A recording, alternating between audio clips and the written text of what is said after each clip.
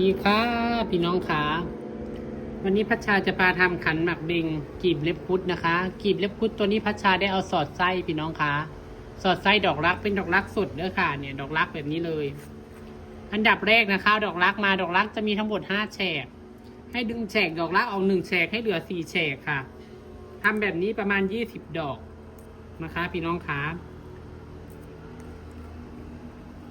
ประมาณ20 ดอกเด้ออันนี้พัชชาได้เห็ดไว้แล้วค่ะหลังจากนั้นนะคะใช้ใบตองกล้วยความกว้างของใบตองที่เราจีบประมาณ3 นิ้วพับเป็นกีบผักกาลักษณะแบบนี้พี่น้องคะเนี่ยแล้วก็ใส่ดอกรักลงไปเด้อค่ะพับขวาแล้วก็พับซ้ายพี่น้องคะ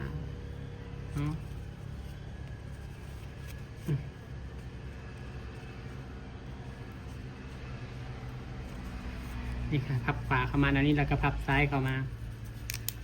พอพับเข้ามาแล้วพี่น้องขาดอกรักมันจะไม่แน่นให้ใช้มือดันลงไปให้แน่นค่ะแล้วก็ใช้สเตปเปอร์เย็บไว้ส่วนเกินให้ตัดทิ้งค่ะนี่เห็นปะเอากระสีได้เป็นกีบผักกาสอดไส้ลักษณะแบบนี้พี่น้องเห็นบ่เนาะลองเบิ่งนำกันอีกกีบนี่ค่ะกีบผักกาวางดอกรักลงไปพับขวาเข้ามาพับซ้ายเข้ามาปุ๊บนี่ค่ะดันดอกรักลงไปให้แน่นเย็บไว้ค่ะนี่พอพับเข้ามาเสร็จปุ๊บมันจะกลายเป็นกีบเล็บพุดทันทีนะคะกีบผักกาก็ได้นี่ค่ะบ่ยุ่งบ่ยากเนาะพี่น้องเนาะเดี๋ยวพัชชาขออนุญาตพับกีบนี้ให้เสร็จให้ครบตามจำนวนที่ต้องการก่อนจ้ะได้กีบตามที่ต้องการแล้วพี่น้องค่ะต่อไปพัชชาก็จะม้วนกล้วยยอดแบบนี้กล้วยยอดมักใหญ่เห็ดใหญ่มักน้อยเห็ดน้อยเด้อพี่น้องเด้อแล้วแต่เฮาเลยเด้อค่ะ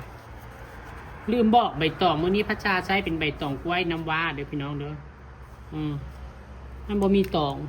กล้วยตานีกับซอยเบิดมันบ่มีตองก็เลยใช้เป็นกล้วยน้ำว้าเด้อค่ะ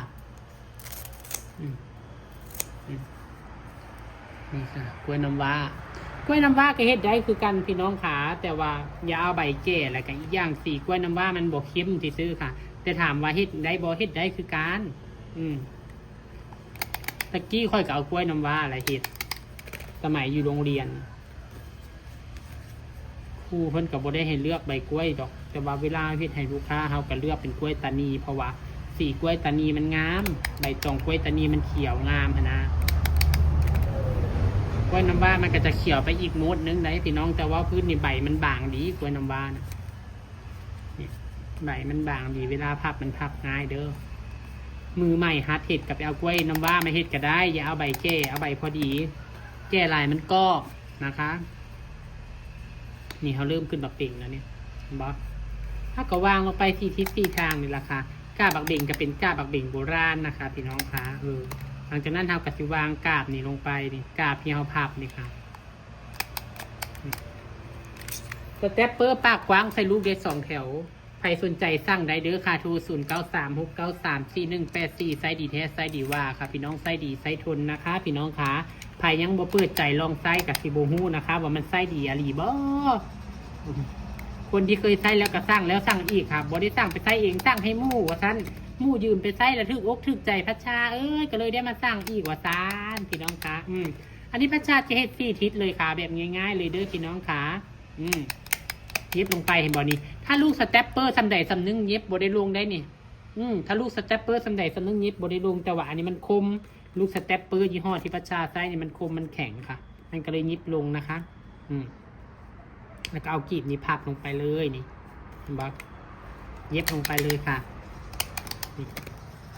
เฮ็ดง่ายๆเลยค่ะพี่น้องขานี่พับเป็น3 เหลี่ยมเปะลงไปปลายนี่ก็เอาขึ้นสูงๆนะเด้ออย่าเอาขึ้นต่ำหลายให้เห็นดอกรักหน่อยนึงบ่ต้องให้เห็นหลายดอกรักนะให้โซ่หน่อยนึงพอหัวมีสีขาวแซมนะคะนี่ยิบลงไปเวลายิบก้าบักบิ่งก็สำคัญนะคะเวลายิบเวลาใส่ลูกสเตปเปอร์นะโทรศัพท์บ่อยากโฟกัสเลยบ่รู้ว่าเป็นยังพี่น้องคะนี่ค่ะ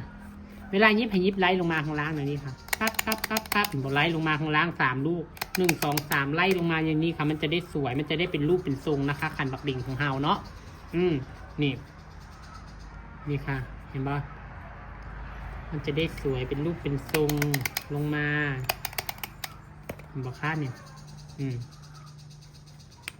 เฮาสิเฮ็ดซับว่างก็ได้แต่พัชชาบ่ซับเดี๋ยวพัชชาเสียบเป็นแถวลงมาเลยนะคะ อันนี้เป็นบักเบงประยุกต์ที่คิดค้นขึ้นมาเองนะคะพี่น้องคะเห็ดไหวพระไหวเจ้าวันศิลวันพระเห็ดลงวัดลงวาได้เบิดเลยนะคะพี่น้องคะรับรองแปลกหูแปลกตาไม่เหมือนใครนะคะแล้วก็ไม่มีใครเหมือนค่ะเย็บลงไปเลยเนี่ยเห็นบ่ทีบนี้ปกติมันแข็งนะสเตปเปอร์มันเย็บบ่เข้าดิปกตินะแต่นี้ลูกมันคมและแข็งแรงกระเลียงลงมาแล้วก็พับแบบนี้ให้แบบนี้แหละลงมาเรื่อยๆไล่กันลงมาเรื่อยๆพี่น้องขาเวลาเฮ็ดก็ได้เนาะไล่กันลงมาเรื่อยๆจนกว่าเราจะได้ขนาดที่เราต้องการว่าเราอยากได้ขนาดสันได้ใหญ่สันได้นะคะพี่น้องขาเห็นบ่บ่ยุ่งบ่ยากเนาะค่ะนี่ก็เสร็จเรียบร้อยแล้วพี่น้องคะได้ขนาดตามที่พัชชาต้องการแล้วเนาะค่ะต่อไปพัชชาจะเปียรัดข้อทำตีนแบบเบงใส่ด้วยค่ะเปียรัดข้อก็จะบริเปียให้ดูเตรียมไว้แล้วค่ะกำลังจะเปียรัดข้อเสร็จค่อยมาดูด้วยกันว่ามันสวยงามขนาดไหนเนาะค่ะแต่สำหรับพัชชาละมากแล้วพี่น้องค่ะงาม ย่องเจ้าของมันจะมาเบิ่งนำกันจ้าตอนนี้ก็เสร็จเรียบร้อยพี่น้องคะขันหมากเบงประยุกต์ของเฮาเนาะค่ะเป็นขันหมากเบงประยุกต์กีบเล็บพุทธสอดไส้ดอกรักพี่น้องขางามบอกคะงามไปอีกแบบเด้อพี่น้องขาพอใส่รัดข้อเข้าไปแล้วบอกพอใส่รัดข้อเข้าไปแล้วสวยงามอีกแบบค่ะพี่น้องขา